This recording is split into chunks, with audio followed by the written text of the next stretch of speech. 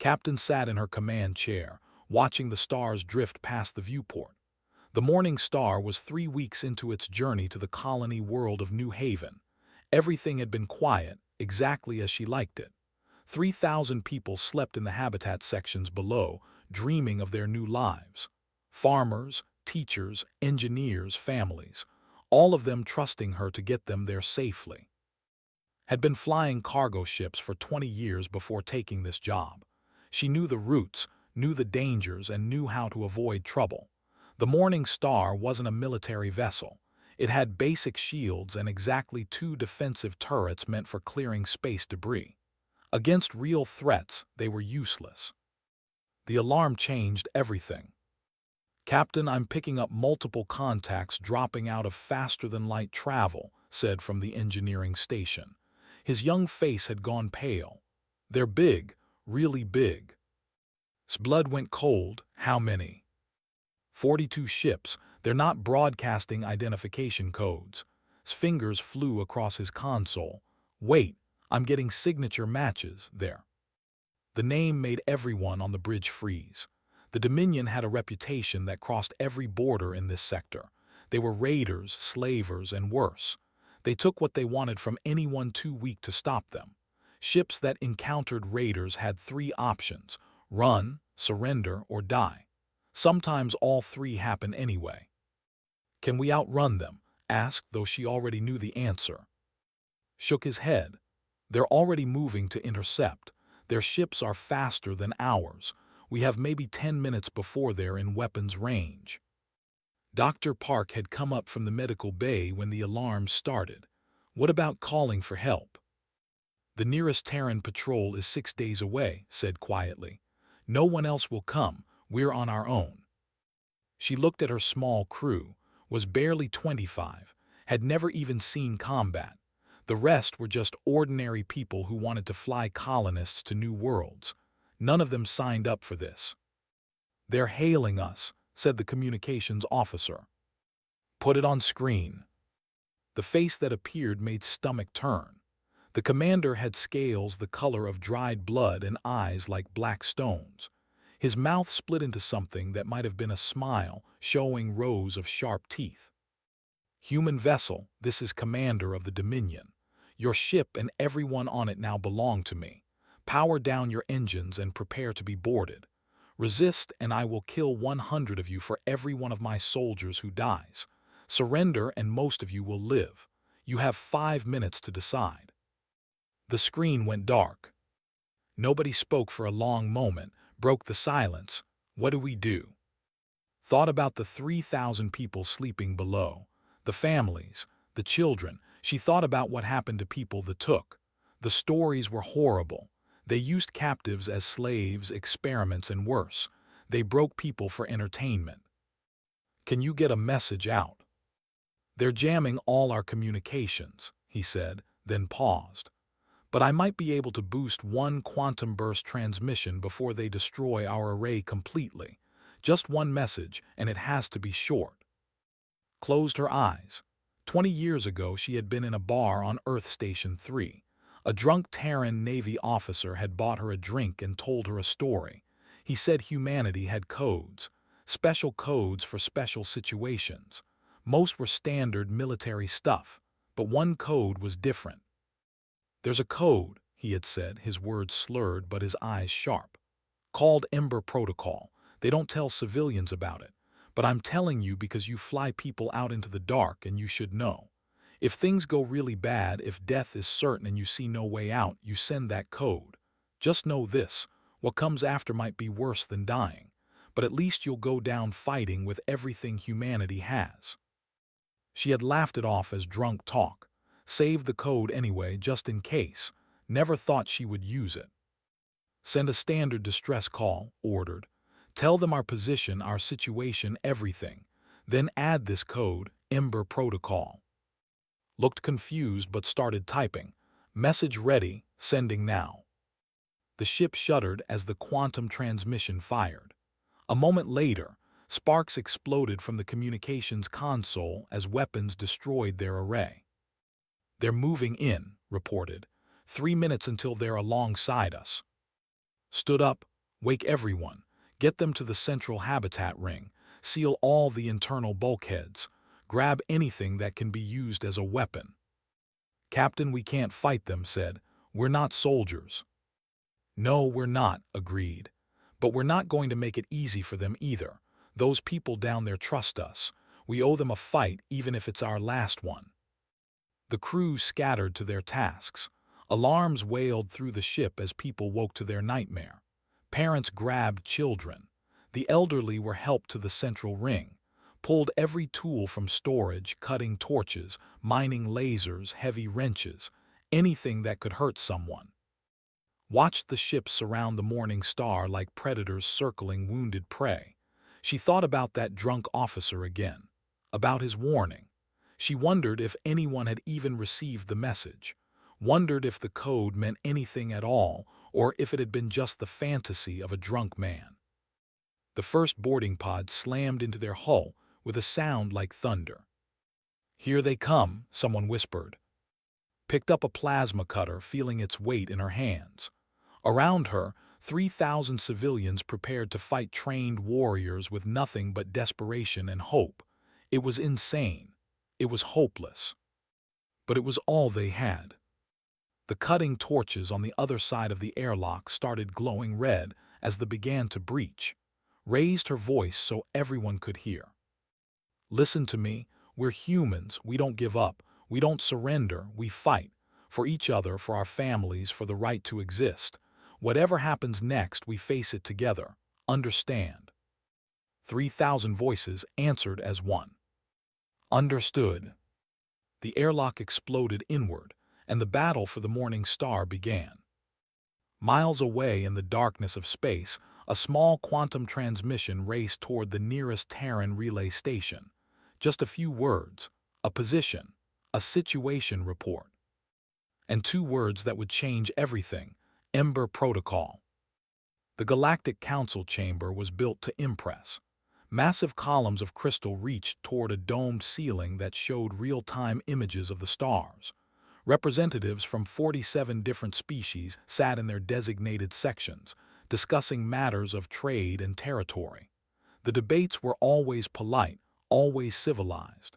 This was how the galaxy maintained peace.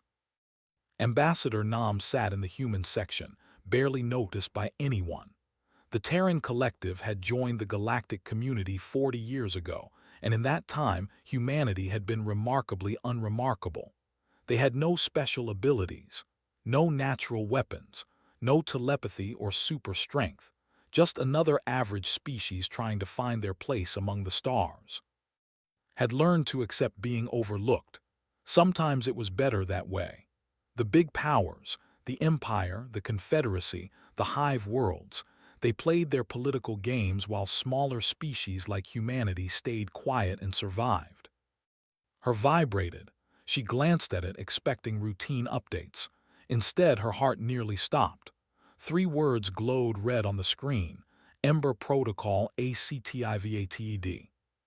Her hands started shaking. She read the attached report. Colony ship Morning Star, 3,000 civilians under attack by raiders. She closed her eyes and took a breath, then another. When she opened them, her face was calm but pale. This council recognizes Ambassador Nam of the Terran Collective, she said, her voice cutting through the current debate. The chamber fell silent. It was unusual for the human to speak at all. I request an immediate recess for emergency consultation with my government. I apologize for the interruption. The council chair, a towering with blue scales, looked annoyed. Ambassador, can this not wait until? No, said simply, it cannot. Something in her tone made the chamber go quiet. The chair hesitated, then nodded. Very well, 30-minute recess. Was out of her seat and moving before he finished speaking.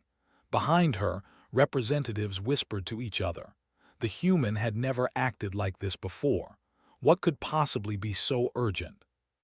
In her private office, activated the secure communications link to Earth.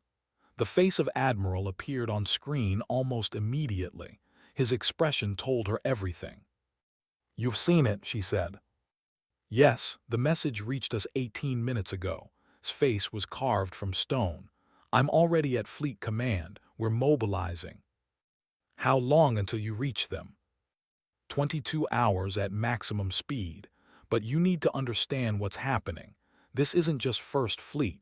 The President has authorized full deployment. Felt her throat go dry. How many fleets? 17. The number hit her like a physical blow. Humanity had 21 full battle fleets total. They were sending 17 of them. That was over 80% of their entire military force. For one ship, for 3,000 people. The Council is going to notice. Every intelligence agency in the galaxy will notice. There's no hiding this. Good, the Admiral said coldly. Let them notice. Let them see what happens when you touch our people. The time for hiding is over. Across human space, the transformation had already begun. It started at the shipyards first. Vessels that were registered as cargo haulers opened hidden weapons bays. Mining stations revealed defense platforms. Construction facilities that built civilian ships suddenly showed their true purpose as military production centers. On Earth, the reserves got their calls, millions of them. Former soldiers who had been living quiet civilian lives dropped everything. They kissed their families goodbye and reported to their stations. They had trained for this day, hoping it would never come. Now it was here. On Mars, the Second Fleet powered up reactors that had been on standby for years. On Europa Station, the Third Fleet began preparations. On Titan, the Fourth, every major human installation throughout the solar system came alive with purpose. The Terran Navy had been built in secret over 40 years. To the galaxy, humanity appeared to have a modest defense force suitable for a mid-tier species. The truth was very different. They had shipyards hidden in asteroid fields, automated factories built into moons, weapons platforms disguised as research stations. All of it activated now. Aboard the TCS Unbroken Promise, Admiral stood on the bridge of humanity's flagship. Around him, his crew worked with practiced efficiency. These were not raw recruits. Every single person on this ship was a veteran who had trained for exactly this scenario. Commander Song approached with a, "Sir, preliminary analysis of the target area.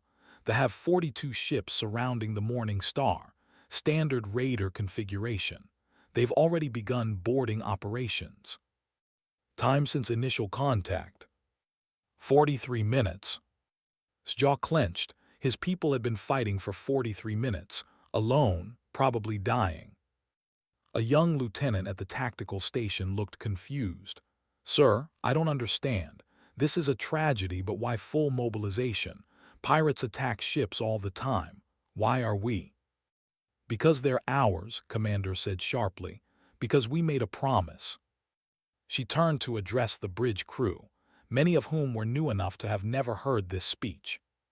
40 years ago, when humans first went to the stars, we learned the galaxy was not kind to the weak. We watched other species get preyed upon. We saw civilizations enslaved or destroyed. And we decided we would never let that happen to humanity. So we made one absolute promise to every single human being who lives beyond Earth. She paused, making eye contact with each young officer. "We promised you are never alone. You are never forgotten. If you are in danger, we will come for you. Not maybe. Not if it's convenient, we will come. Always. That promise is backed by every ship, every weapon, every soldier humanity has. That's why we mobilized 17 fleets for 3,000 people. Because the promise isn't about numbers, it's about principle." The bridge was silent. "The thought they found easy prey," said quietly. "They thought they could take our people and we wouldn't respond because we're too small, too weak, too far away. They made a mistake, and we're going to teach them exactly how bad that mistake was." He turned to his navigation officer. "All fleets, maximum speed. I want us there in 22 hours. Sir, at that speed we'll arrive with depleted fuel reserves and—" "I don't care. Our people are dying right now. Every second we waste is another second they fight alone, maximum speed. Yes, sir. Throughout human space, 17 fleets began to move. Thousands of ships, hundreds of thousands of sailors and soldiers, all heading toward one point in space, all because 3,000 civilians needed help. Galactic intelligence agencies picked up the movement within an hour. Alerts flashed across 100 different species command centers. Analysts scrambled to understand what was happening. The humans were moving their entire military force. But why? Where were they going? When the destination became clear, confusion turned to shock. All of this for one colony ship, for a raiding party. It didn't make sense. The response was completely disproportionate. No species in galactic history had ever deployed such force for such a small incident. It violated every principle of measured response and cost-benefit analysis. But they didn't understand humans. They didn't understand that humanity had learned a lesson in their violent history. They learned that the only way to stop bullies was to make the cost of aggression so high that no one would dare try. They learned that protecting your people wasn't about reasonable response. It was about making a statement so clear that it could never be misunderstood. On the Morning Star, Captain didn't know help was coming. She was too busy fighting for her life and the lives of everyone on her ship. But deep in space, a fleet of unprecedented size was racing toward her. And when it arrived, the galaxy would never see humanity the same way again. The central habitat ring of the Morning Star had become a war zone. Bodies lay in the corridors, both human and the air smelled of blood, smoke, and burning metal. Captain fired her plasma cutter at another soldier, the beam scorching across his armor before he fell. 16 hours. They had been fighting for 16 hours. They had expected easy prey. They had not expected humans to fight like cornered animals. Every corridor was contested. Every room was a battle. The colonists used mining equipment, maintenance tools, even their bare hands when nothing else was available. They rigged explosives from fuel cells. They collapsed passages to slow the enemy advance. They fought with a desperation that shocked the raiders. But desperation could only go so far against trained soldiers with real weapons. "Fall back to Section 7, ordered, her voice hoarse from shouting. Around her, the remaining defenders retreated deeper into the ship. They had started with 3,000 people. Now maybe 2,000 were still alive. Maybe less. She tried not to think about it. Dr. Park worked frantically in the makeshift medical center they had set up in the old cafeteria. Wounded covered every available surface. She had run out of proper medical supplies hours ago and was using whatever she could find. Maintenance sealant worked surprisingly well for closing wounds. Emergency oxygen helped with shock, but people were still dying. Too many people. A young girl, maybe 6 years old, sat crying next to her mother's body. Wanted to help her, wanted to comfort her, but there were too many others who needed immediate care. A man with a piece of shrapnel in his chest. A woman who had lost her arm. A teenager bleeding from a head wound. "Doctor, we need you at the barricade," someone shouted. More wounded coming in. Grabbed her supplies and ran. Engineer was in the maintenance tunnels, doing everything he could to slow the advance. He had vented atmosphere from 3 different sections, forcing the raiders to take longer routes. He had sealed blast doors and welded them shut. He had even managed to electrify some of the deck plates, shocking several soldiers before they figured it out. But it wasn't enough. They kept coming. His showed the ship's status. Life support failing in multiple sections. Hull breaches in 17 places. Main power at 30%. The Morning Star was dying around them, and everyone on it was dying with her. Commander watched the human resistance with growing frustration. This should have been easy. Humans were weak creatures with no natural defenses. His soldiers should have taken this ship in an hour. Instead, they had been fighting for most of a day and still didn't control the vessel.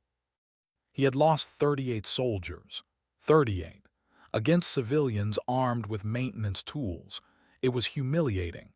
His reputation would suffer if word got out that a simple colony ship had cost him so dearly. "Enough of this," he growled. "Seal off their sections and start spacing them. If they want to resist, they can die in the void." His second officer hesitated.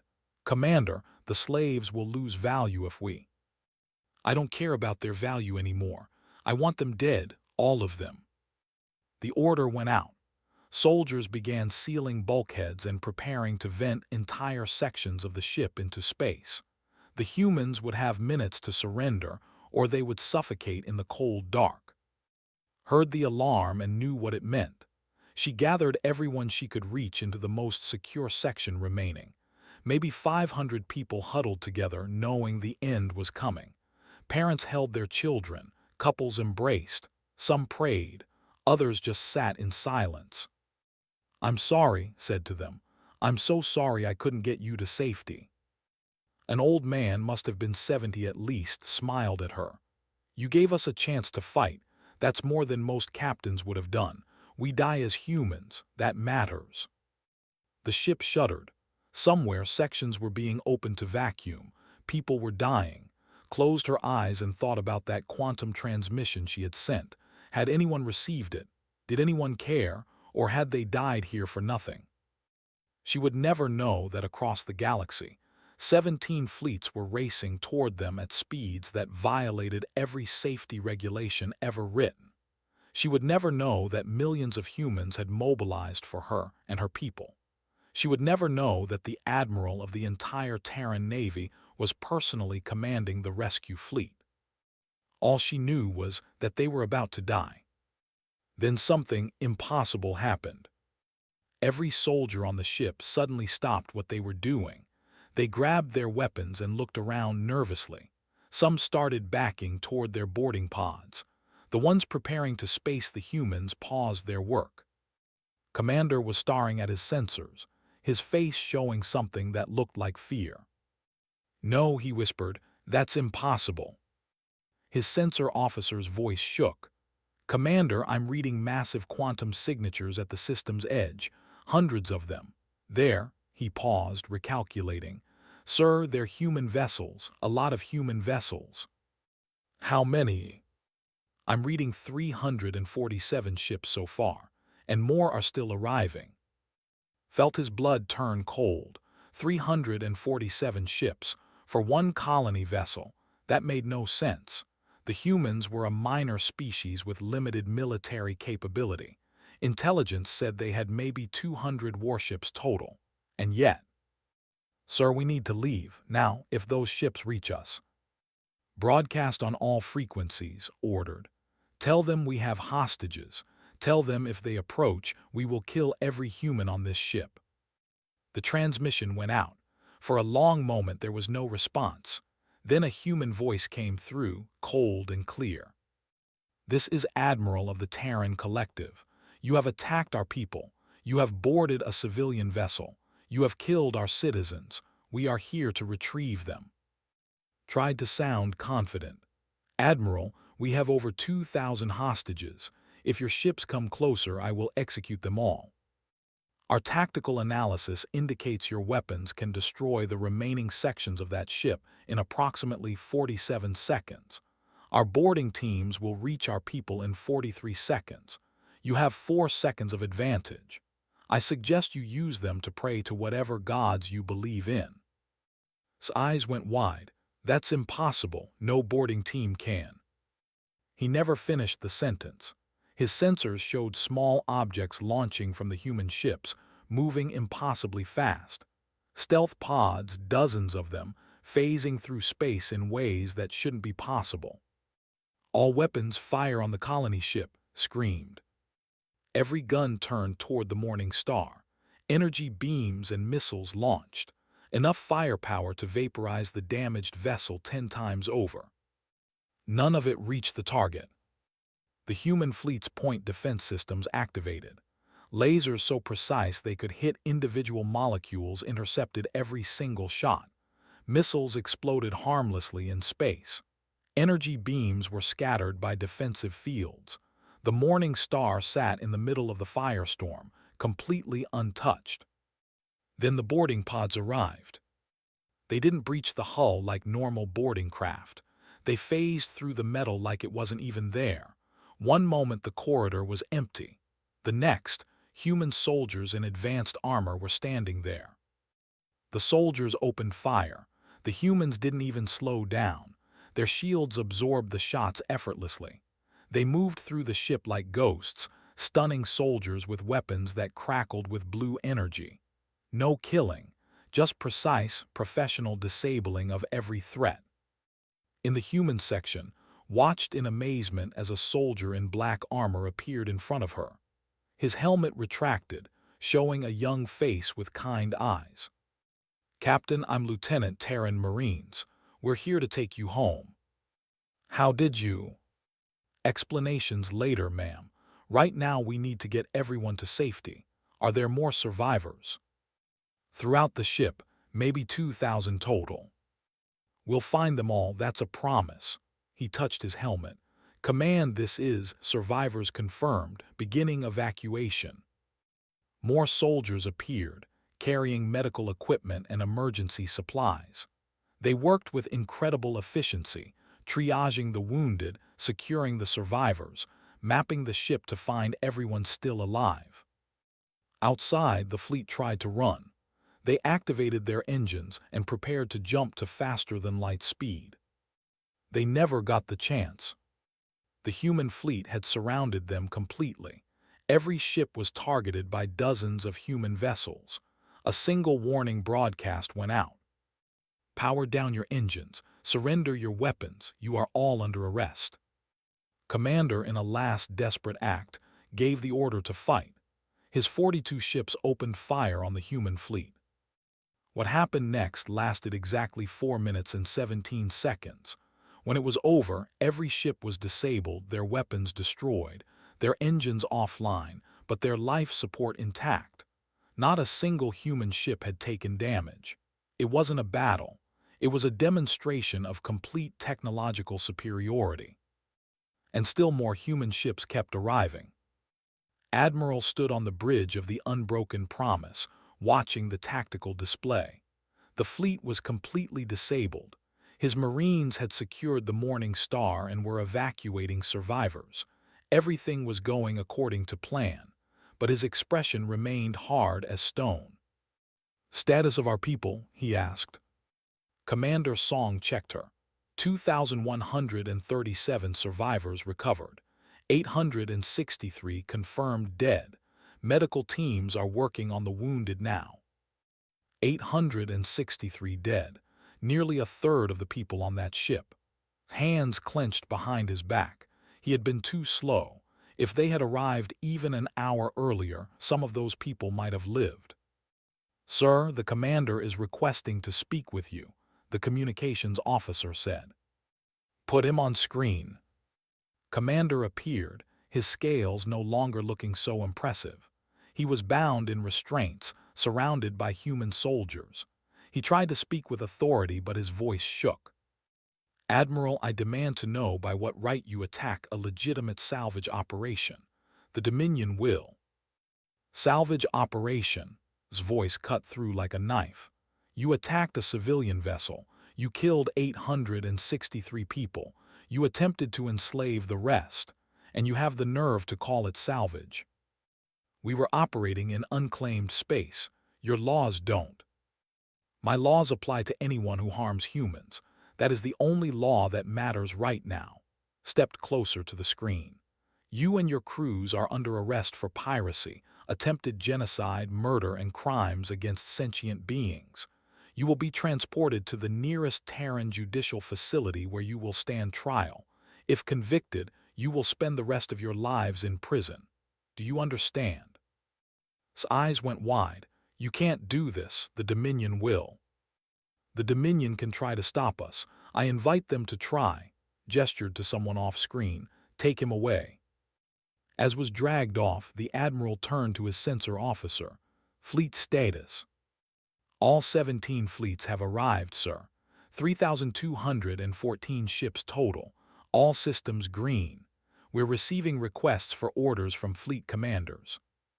3,000 ships, the largest military force assembled in recorded galactic history, all for one damaged colony vessel, knew what it looked like.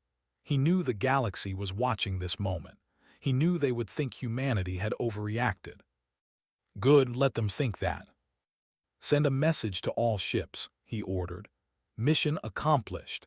Begin rescue and recovery operations. Medical ships are to prioritize the Morning Star survivors. Engineering teams are to stabilize the colony ship if possible.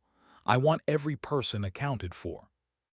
The massive fleet began to move with perfect coordination. Hospital ships moved in to receive the wounded. Engineering vessels surrounded the Morning Star, working to repair the damaged colony ship. Frigates spread out in a defensive perimeter. It was a display of military precision that made it clear these crews had trained for this exact scenario. On the Morning Star, Captain sat in what used to be her bridge. It was barely recognizable now. Burned consoles, holes in the bulkheads, blood on the floor, but somehow they had survived. Lieutenant had stayed with her while his team worked. He had explained what happened, though she still couldn't quite believe it. 17 fleets, 3,000 ships, all because of a message she sent. I don't understand, she said quietly. Why send so many ships for us? Smiled sadly. Because you're human, because we don't leave our people behind, ever. But the cost, the resources, the risk, it doesn't make sense. It makes perfect sense, Captain. You just have to understand what we're really doing here. He gestured to the viewport where hundreds of human ships filled the space. This isn't just a rescue mission. It's a message. To everyone in the galaxy, touch one of us and you touch all of us. Dr. Park was in one of the human medical ships, watching their doctors work. The technology was incredible. Wounds that she thought were fatal were healed in minutes. People she thought would be crippled for life were walking again. The medical officer explained they had been developing this technology for decades, but kept it secret from the rest of the galaxy. Why hide it? Asked. The medical officer smiled. Because appearing weak has advantages. People underestimate you. They don't see you as a threat. They don't prepare for you. And then when they make the mistake of attacking you, she gestured to the fleet outside. They learn the truth. Engineer was with the human engineering teams, watching them repair the Morning Star. They worked with tools and techniques he had never seen before. When he asked questions, they answered readily, showing him how everything worked. You're going to teach me all this? He asked, surprised. The chief engineer nodded. Of course, you're one of us. You fought to protect our people. That makes you family. Family shares everything. Throughout the fleet, the rescued colonists were being treated not as victims but as heroes. They were given the best medical care, the best food, the best accommodations. Soldiers who had never met them before treated them with respect and gratitude. One little girl, the same one who had lost her mother in the fighting, was being held by a Marine who was gently wiping away her tears. The massive soldier, who had probably killed dozens of just hours ago, was singing a soft lullaby to comfort a traumatized child. This was humanity, capable of tremendous violence when protecting their own, but equally capable of tremendous compassion. On the Galactic Council Station Harmony's gate, chaos had erupted. Representatives from every species were screaming questions at each other. The humans had mobilized their entire military. They had revealed capabilities far beyond what anyone thought possible. They had assembled the largest fleet in history, and now that fleet was just sitting there in space, surrounding a single colony ship. Ambassador Nam returned to the chamber after the recess. Every eye turned to her. The room went silent. Ambassador Nam, the council chair said carefully, perhaps you could explain what your military is doing. Rescuing our people, said simply. With 3,000 warships. Yes. That seems excessive. Does it? His voice was calm, but her eyes were steel. They attacked a civilian vessel. They killed 863 people. They attempted to enslave the rest. What would you consider an appropriate response? A representative spoke up. A proportional response. Perhaps a diplomatic protest or a small military action, not the mobilization of your entire fleet. I see, said. So when someone attacks your people, you calculate an appropriate level of response based on cost-benefit analysis. You decide how much your people are worth and respond accordingly. That is how civilized species operate, yes. Then perhaps we are not civilized by your definition. Stood up, her voice carrying across the chamber. Humanity has a different philosophy. We believe that every single human life has infinite value. We don't calculate whether a rescue is worth the cost. We don't debate proportional response. We simply come for our people, always, no matter what. She looked around at the assembled species. For 40 years we have been quiet, we have seemed weak, we have appeared insignificant. That was intentional. We watched the galaxy and learned its ways. We saw how the strong prey on the weak. We saw how civilized species debate and calculate while people die.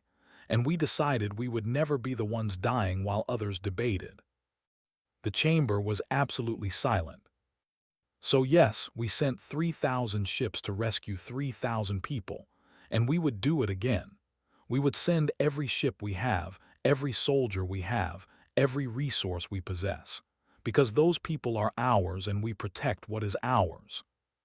A representative from a smaller species, one that had suffered from raids like the Morning Star, stood up slowly. Ambassador Nam, if other species were attacked in similar circumstances, would humanity respond the same way? Looked at the representative for a long moment. This was the question that would define humanity's place in the galaxy. This was the moment that would determine whether they remained isolated or became something more. That, she said quietly, is an excellent question, and I think it deserves a proper answer. Not here in this chamber, but in action. Let me make a proposal. The galaxy leaned forward to listen. Outside, in the darkness of space, 3,000 human warships waited around a single damaged colony vessel. They had come to rescue their people, but what they had started would reshape the entire galaxy. The age of humanity, hiding in the shadows, was over. 3 days after the rescue, the Galactic Council convened an emergency session. Every major species sent their top representatives. Even species that normally avoided politics showed up. Everyone wanted to understand what had happened and what it meant for the future. Ambassador Nam entered the chamber with Captain beside her. The captain still wore bandages from the fight, and she walked with a slight limp. Behind them came Dr. Park, an engineer, along with a dozen other survivors from the Morning Star. They were there to witness what came next. The chamber filled quickly. Could feel the tension in the air. Fear, curiosity, calculation. Every species was trying to figure out where they stood now that humanity had revealed its true strength. The council chair called the session to order. We are here to discuss the recent events involving the Terran Collective and the Dominion. Ambassador Nam, you indicated you had a proposal. Stepped forward. She had prepared this speech carefully. Everything depended on the next few minutes. 3 days ago, 42 ships attacked the Morning Star, a human colony vessel carrying 3,000 civilians. They killed 863 people. They wounded hundreds more. They were preparing to enslave the rest when we arrived. She paused, letting the numbers sink in. Humanity responded by deploying 17 battle fleets, 3,214 ships, the largest military force in recorded history. Many of you have questioned why we sent so many ships for one colony vessel. Some of you think we overreacted. Some think we were showing off. Some believe we are planning for conquest. Shook her head. None of those are true. We sent that fleet because 40 years ago, when humans first went to the stars, we made a promise. We promised that no human would ever face danger alone. We promised that we would always come, no matter the cost, no matter the odds. That promise is not just words. It is backed by every ship, every weapon, every resource we possess." She looked around at the assembled species. "But today, I am here to extend that promise beyond humanity. Today, I offer it to anyone who wants it." The chamber erupted in confused whispers. The council chair leaned forward. "What exactly are you proposing, Ambassador?" "I propose the Ember Protocol Alliance. Any species, any world that faces extinction, enslavement, or genocide can activate the Ember Protocol. When they do, humanity will respond. We will send our ships. We will send our soldiers. We will come to help, not to conquer, not to control, but to protect." A representative stood up, his voice sharp. "And what do you want in return? What price do we pay for this protection?" "Nothing," said simply. The silence that followed was deafening. "Nothing," the representative repeated. "You expect us to believe you will risk your ships and soldiers for free." "Not for free, for something more valuable than money or resources." His voice grew stronger. "We do it because it is right, because we remember what it was like when Earth was divided and humans preyed on each other. We remember the wars, the suffering, the cruelty. When we finally united and reached the stars, we promised ourselves we would be better. We would protect the weak instead of exploiting them. We would stand against bullies instead of becoming them." A small representative from the collective stood up. They were a peaceful species that had suffered greatly from raids. "Ambassador Nam, my people have lost 3 colonies to raiders in the last 10 years. Each time we called for help. Each time the council debated and discussed and did nothing until it was too late. Are you truly saying that if we activate this Ember Protocol, you will come?" Looked at the representative with absolute certainty. "Yes, we will come. That is our promise." Captain stepped forward. "I can speak to that promise. When they attacked my ship, I sent the Ember Protocol code not knowing if anyone would respond. I thought we were going to die, but humanity came. They sent thousands of ships for 3,000 people. If they would do that for us, they will do it for anyone." Doctor spoke next. "I saw their soldiers fight. I saw their medical teams work. They didn't just come to rescue us. They came to make a statement. They came to show that attacking civilians has consequences, that evil acts will not go unpunished. I believe them when they say they will protect others the same way." More representatives began to stand up, asking questions. How would the protocol work? What were the limitations? What defined genocide or enslavement? Could it be abused? Answered each question carefully. The protocol would require verification to prevent false claims. It would only activate for truly dire situations. Each case would be evaluated, but humanity would err on the side of protecting people. Yes, it could potentially be abused, but humanity was willing to take that risk. "Some of you are afraid," said finally. "You're afraid that this is a trick, that we are hiding our true intentions, that eventually we will use this power to control you. I understand that fear, but let me be clear about something." She gestured to the viewport where human ships could still be seen in the distance. "We have had this military capability for 40 years. We could have conquered half the galaxy in that time. We didn't. We could have used our technology to dominate trade and economics. We didn't. We could have demanded tribute or territory. We didn't. Instead, we stayed quiet. We waited. We prepared. Not for conquest, but for protection." A wise old representative from the Confederacy stood up. "Ambassador, your words are beautiful. Your intentions seem noble, but power corrupts. How do we know that 10 years from now, 20 years from now, you won't change your mind? How do we know you won't become the very bullies you claim to oppose?" Smiled sadly. You can't know. Just like we can't know if you will betray us or attack us or try to steal our technology. Trust is always a risk, but I can tell you this, humanity has long historical memory. We remember our mistakes. We remember what happens when power is abused. We have built our entire society around preventing that. Will we be perfect? No. Will we make mistakes? Probably. But we will try to do better, and that is all anyone can promise. The debate continued for hours. Some species immediately wanted to join. Others were suspicious. A few were openly hostile, seeing humanity as a threat to their own power.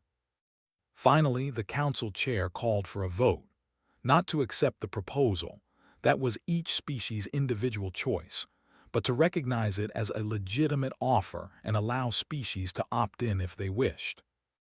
The vote was close, but it passed. Within the first day, 7 species signed up for the Ember Protocol Alliance. Within a week, it was 23. Within a month, 41 species had joined. Most were smaller, peaceful civilizations that had suffered from raids and attacks. They saw humanity's offer as a lifeline. The predatory species like the Dominion protested loudly. They called it interference. They said humanity was disrupting the natural order. They demanded the council shut it down. The council did nothing, because behind their words was an unspoken truth. No one wanted to be the one to tell humanity to stop, not when they had 3,000 warships and unknown technology, not when they had proven they would use overwhelming force to protect people. 6 months after the Morning Star incident, the first real test came. A small species called the sent out an Ember Protocol signal. They were being invaded by a larger neighbor who wanted their mineral-rich. They had no military to speak of. They were artists, philosophers, farmers. They didn't stand a chance. Humanity responded with 2 full fleets. The invasion stopped within hours. The invaders surrendered without firing a shot. They had heard what happened to thee and wanted no part of facing human military power. They were saved. Their world remained their own. They erected a monument to the moment, a statue of a human soldier standing guard over children. Over the next year, the Ember Protocol was activated 11 more times. Each time, humanity responded, sometimes with massive force, sometimes with just a few ships, but they always came. And slowly, the raids stopped. The attacks decreased. The predatory species learned to leave Ember Protocol members alone. The galaxy was changing. On Earth, Captain stood in front of a memorial wall.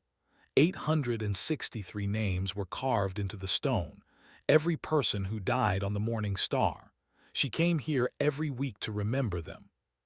They didn't die for nothing, a voice said behind her. She turned to find Admiral standing there in his dress uniform. Because of them, because of what happened to your ship, the galaxy is safer now, he continued. 41 species are protected. Millions of lives have been saved. Your crew members didn't die in vain. I know, said softly, but I still wish they were here to see it. So do I.